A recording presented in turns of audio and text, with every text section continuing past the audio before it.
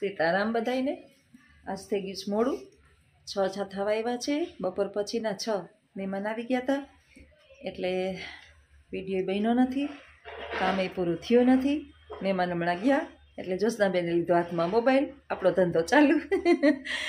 કામ ત્યાં કરમ એટલે પહેલાં આપણું કામ કરી લઈએ। આપણે જ્યાંથી આવક થતી હોય ને એ કામને પહેલું પ્રાધાન્ય અપાય। કચરા પોતા કપડાં વાસણ તો આખી જિંદગી કરવાના જ છે। ઘરની અંદર મુશ્કેલી હોય, મુશ્કેલી એટલે તમે આડોશીને કહો, પાડોશીને કહો મને આર્થિક તકલીફ છે, મને ફલાણી તકલીફ છે, ઠીકડી તકલીફ છે, આ તકલીફ છે, કોઈ તમારું જરાય કાંઈ પણ કરી દેવાના નથી। ઉલટાનું મીઠું મરચું ભેળવી અને સમાજની અંદર બે વાત ભેળવી અને કહેવાના છે કે ભૂખે મરે જ ભૂખે એ પાડના છે। એટલે મિત્રો, તમારી વાત જે છે એ તમારા પૂરતી જ મર્યાદિત રાખો। તમે ઘરમાં ભૂખા સૂઈ જાઓ ને, ભૂખા, તો એ સમાજને ખબર ના પડવી જોઈએ કે તમારી પરિસ્થિતિ આવી છે। કારણ કે લોકો જે છે ને, જ્યારે તમે આંસુ વહાવશો ને ત્યારે કદાચ વૈકલું મોઢું કરી અને તમને હા હોકારો કરશે, પરંતુ પાછળથી ઠાઠિયા ઠીઠિયું પૂરી અને એ જ લોકો કહેશે કે એ જ પાડના હતા, ભલે ભૂખે મરે। આપણા દુશ્મનોને ક્યારેય ખુશ ન કરો, કારણ કે તમે દુઃખી થાવ ને એમાં કોઈ દુઃખી છે નહીં। આપણે દુઃખી છીએ ને એની અંદર, આ સમાજની અંદર કોઈ દુઃખી થવાવાળા નથી। ગુજરાતીની અંદર કહેવત છે, જૈણા હોય ઈ જોગવે ને પૈડા હોય ઈ ભોગવે। આપણા કરમ આપણે જ ભોગવવાના છે, આપણું દુઃખ આપણે જ દૂર કરવાનું છે, અને આપણે જે તકલીફો છે એ તકલીફોને દૂર કરવા માટે પ્રયત્ન પણ આપણે જ કરવાના છે। જો આપણે પડી ગયા છીએ તો આપણો હાથ ખેંચી અને ઊભા કરનાર ખાલી દેખાડો કરવાવાળા મળશે, પરંતુ તમને ખેંચશે નહીં। આ જગતની અંદર ઉપાડી અને લઈ જવાવાળા છે, પણ ક્યારે? જ્યારે આપણે મરી જઈએ ત્યારે તમે નહીં બોલાવો ને તોય બધાય ભેગા થઈ જાહે અને તમને ઢહેડીને નાખી આવશે સ્મશાને। એમાં બધાયની એકતા બહુ જ છે। મરેલાવને ઉપાડી અને સ્મશાને લઈ ખોટું રુદન કરી, બે આંસુડા વહાવી બહાર જઈ અને ચાને ગાંઠિયા ખાઈ નાસ્તો કરીને કહે કે બિચારાએ બહુ દુઃખ ભોગવ્યું, એમ કરી અને ગાંઠિયા જલેબી ખાઈ લે હે। પણ તો તમે જીવતા છો અને તમે તકલીફમાં છો, તમારે કોકના સાથની સહકારની જરૂર છે, તો ભૂલી જાજો કે તમને એ મળશે। તમારા સિવાય તમને ઊભું કરનાર આ પૃથ્વી પર કોઈ છે જ નહીં। હા, એક છે તમારા મા બાપ। મા બાપ છે જગતની અંદર ખુશ રહેશે તમારાથી, અને તમે એને ખુશ રાખશો કે નહીં રાખો, છતાંય મા બાપના અંતર્મનથી કોઈ દિવસ તમારા એના સંતાનો પ્રત્યે ક્યારેય બદદુઆ નીકળશે નહીં। કદાચ જો નસીબ લખવાનું મા બાપને પ્રાધાન્ય આપ્યું હોત તો ભગવાનની, જેને આપણે બે હાથ જોડી અને દિવસને રાત ભગવાનની પ્રાર્થના કરીએ છીએ, એની સ્તુતિ કરીએ છીએ, એની આરાધના કરીએ છીએ, છતાં એ ભગવાન આપણા હિસ્સાની અંદર સુખ અને દુઃખ જો બંને આપે છે। સુખ 5 દિવસ આપે, ભલે દુઃખ 1 દિવસ આપે, વીકેન્ડમાં 1 દિવસ દુઃખ હોય, 5 દિવસ સુખ આપે પણ દુઃખ 1 દિવસ ભોગવવું તો પડે જ। આ ભગવાને લખેલા કદાચ આપણા નસીબ છે, પણ આ જ નસીબ જો ઈશ્વરે મા બાપને લખવા આપ્યા હોત તો સુખ સિવાય એના સંતાનોના નસીબમાં કાંઈ જ લખ્યું હોત નહીં। આ છે મા બાપ, અને એ મા બાપ જે છે એની આંખમાં આપણે કારણે આંસુ આવી જાય, એ રોવે, એ દુઃખી થાય, આપણે બદદુઆ દઈએ અને એની અંતર્મનથી એ તકલીફમાં આવે તો આપને ક્યાંય શાંતિ ન મળે। મિત્રો, જ્યારે આપણે દુઃખી થઈએ ને ત્યારે હું તો પહેલી વખત તમને એ સજેશન કરું છું કે મનથી વિચારવાનું કે મા બાપે ભલે ગમે એ કર્યું, પણ અમે અમારા મા બાપને દુઃખી નથી કર્યા ને, આ એક વખત વિચારી લઈએ ને તો વાંધો આવે નહીં। તો આવું જ છે બધુંય। જીવતા મા બાપ જ્યારે ખાધા જેવડા હોય, દાંત સરસ હોય, હાલતા ચાલતા હોય મા બાપના, એની ઈચ્છા હોય કે એના સંતાનો ભેગા રહીએ, એના સંતાનોને રમાડે, ત્યારે દીકરાએ અને દીકરાની વહુએ રાખ્યા ન હોય અને પછી જ્યારે વાટકા લઈને હાલ્યા આવે ખવડાવવા કે ખાવ, ભાન નથી, કહેવાયની ખબર નથી પડતી, અને ત્યારે જે છે એ કાંઈ બધુંય જે છે ને બધુંય વ્યર્થ છે આ બધુંય। અને પછી જે છે એ જ્યાં ત્યાં જોવડાવવા જાય કે અમને ફલાણું નડે છે ને અમને પૂછડું નડે છે। અરે ભાઈ, તમને કાંઈ નડતું નથી, તમને તમારા કરમ નડે છે। તમે મા બાપને એક દી શાંતિથી જીવવા દીધા નથી. એક દી મા બાપને ફફડાવ્યા છે.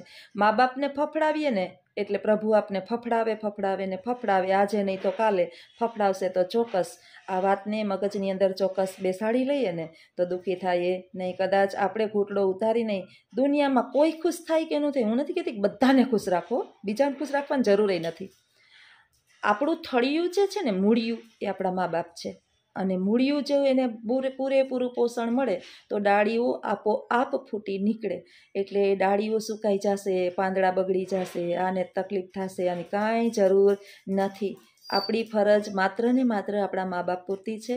અને બસ એ ખુશ એટલે આપણું જીવન જે છે એ મહામૂલ્ય અને ખૂબ સુખી થાય. મારી આવી ધારણા છે. પછી તો ખબર નહીં, મારા વિચારો કંઈક બધાયથી અલગ હોય. મને કહેશે કે બેન, મા બાપ જ આમ કરે, મા બાપ જ આમ કરે, મા બાપ જ આમ કરે, અમે ગમે એટલું રાખીએ. હોય છે આવું, હોય જ છે, એવું તમારે ખોટાઈ નથી. મા બાપ ઘણી વખત આવું, પણ એ એના કર્મ છે. પણ આપણા તો મા બાપ છે ને, ભગવાન છે એ આપણા.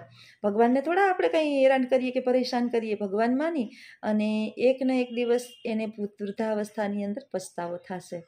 અને કદાચ ના થાય તો કંઈ નહીં, આપણે તો આપણું સારું કર્મ કરીએ જ છીએ, એટલે આપણને દુઃખ નહીં થાય. વૃદ્ધાવસ્થા આપને આવશે, આપણે દુઃખ નહીં થાય કે મેં આવું કર્મ કર્યું. કદાચ તમે અનેકો કુકર્મો કરવાથી છે ને બચી જશો, પરંતુ મા બાપને દુઃખી કરશો ને તો નહીં બચો. એટલે આજ તો ખાસ મને વાત કરવાનું મન થયું. અને દુનિયાને દેખાવ કરવા માટે છે ને આપણે કરવું હોય ને તો હું તો એમ કહું કે આવું હળિયું કરવા ન જવાય ક્યાંય. દુનિયાને દેખાવ કરવા મા બાપની સેવા કરવા જવાય જ નહીં. આપણે બહુ સેવા કરવાનો ભળભળિયો ઉપડી નીકળ્યો હોય તો મા બાપને સુખી કરવા માટે એનું બધુંય કરવું પડે. બધુંય મા બાપનું કરવું પડે. આ જ જીવન છે અને આજ સાચી આપણી તપશ્ચર્યા છે. જો આવા જ મારા વિચારો સાથે મારા વિડીયો ગમતા હોય તો વિડીયોની અંદર આગળ બન્યા રહેજો. વિડીયોને લાઈક કરજો, શેર કરજો અને સબસ્ક્રાઈબ કરજો. એ દુનિયાની અંદર છે ને આવું જ છે કે જેટલું તમે સહન કરો એટલી તકલીફ વધારે. જે સ્ત્રી જે છે એ પોતે પોતાના માતા પિતાની ખાનદાની જાળવી અને હાજી નાજી કરતી હોય ને, દુઃખી એ જ હોય. પરંતુ જેણે મૂકી લાજ એને નાનું સરખું રાજ.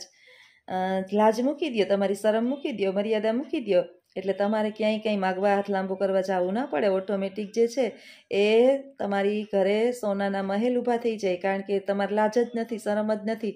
આપણે બધા અત્યારે સોશિયલ મીડિયા સાથે લગભગ જોડાયેલા છીએ, વૃદ્ધોથી માંડીને બાળકો સુધીના. આપણે જોઈએ છીએ કે જે નોનવેજ વિડીયો બનાવે છે એના ફોલોવર્સ વધેલા હોય, એના જે વ્યુઅર્સ વધેલા હોય. કારણ કે અત્યારે કોઈને સારું જોતું જ નથી, બધાને ખરાબ જ જોઈએ છે. જોવું છે ખરાબ અને કરવી છે બધાની ખરાબ વાતો, અને જોવું છે ખરાબ, ગમે છે માણસને ખરાબ અને એની વાતોય કરવી છે. એટલે દુનિયાને હું ખરેખર જોઈએ છે ને કોઈને ખબર જ નથી. એટલે આવું છે મિત્રો કે તમે જેટલી મર્યાદામાં રહ્યો, જેટલા શરમ સંકોચની અંદર રહ્યો, જેટલા મા બાપની તમે દીકરી તરીકે, ખાસ દીકરીઓને તો બહેનોને તો ખાસ લાગુ પડે કે મા બાપની તમે આબરૂ સાચવી અને હાજી નાજી કરી અને બધાને સંભાળીને રાખો, એટલા જ તમે વધારે દુઃખી. તમે જુઓ કે નવી પરણેલી વહુ જે છે એ એવા ભેગી છેડો ઉલારીને હામી થતી હશે, એને કોઈ હેડ જ નહીં કરે, ત્યાંને બોલાવ્યા જેવી નથી, એટલે એને રાજ જ છે. બાકી તમને કોઈ કહે અને તમે હા મમ્મી, હા મમ્મી, હા મમ્મી કરો અને તમારો વાંક નથી છતાંય તમને ટોર્ચર કરે ને તમે હામાં વળતો જવાબ ન આપો એટલે એ પોલું ફાડી જાય અને દબાવણી એની ચાલુ જ રહે. એને એમ થાય કે આ તો મૂર્ખી છે અને કંઈ ખબર પડતી નથી. પણ આપણે મૂર્ખા નથી મિત્રો, આપણે મૂર્ખા નથી. આપણે આપણા મા બાપની આબરૂ, આપણા મા બાપની ખાનદાની, આપણી મા બાપની મર્યાદા, આ બધું આડું આવતું હોય નહીંતર બધાને ઈશ્વરે જીભડી આપી જ હોય. મારા અનુભવ પ્રમાણે હું તમને જણાવું ને તો જેટલું તમે મૂંગારીઓ અને સાંભળો ને એટલું તમારી ઉપર પ્રેશર, દબાણ, તકલીફ બધું વધારે. પણ જ્યારથી તમે બોલવાનું શરૂ કરો એટલે લગભગ બધાની બોલતી જે છે એ થઈ જાય બંધ. કારણ કે એ પછી સમજી લઈએ કે આ માણસ જે છે એ હવે સાંભળશે નહીં, હવે આપણે હામો વળતો જવાબ દેતા શીખી ગયા છે, એટલે પછી તમને બોલાવશે નહીં. ખરેખર જે છે ને ખોટાવને છે ને હા પાડવું ને એ જ મોટો આપણો પહેલો અપરાધ છે. એટલે કોઈને દુઃખી કરવાનો આપણો ઈરાદો ના હોય કે કોઈ આપણા કારણે દુઃખી થાય, પરંતુ આપણે પણ દુઃખી ના થવું ને એ આપણો એક અધિકાર છે. એટલે હવે મેં તો જીવનની અંદર નક્કી કરી લીધું છે કે દુનિયા ગમે એટલા દુઃખી કરવાના પ્રયત્ન કરે, જવાબ દઈ જ દેવાનો, આમો દઈ જ દેવાનો. લાઈફ આપણી છે, જિંદગી આપણી છે આપણું કમાઈને આપણે ખાઈએ છીએ અને આપણા જીવન ઉપર આપણા સિવાય કોઈ એટલે કોઈનો અધિકાર નથી. કેમ જીવવું ને એ આપણું જ જીવન છે.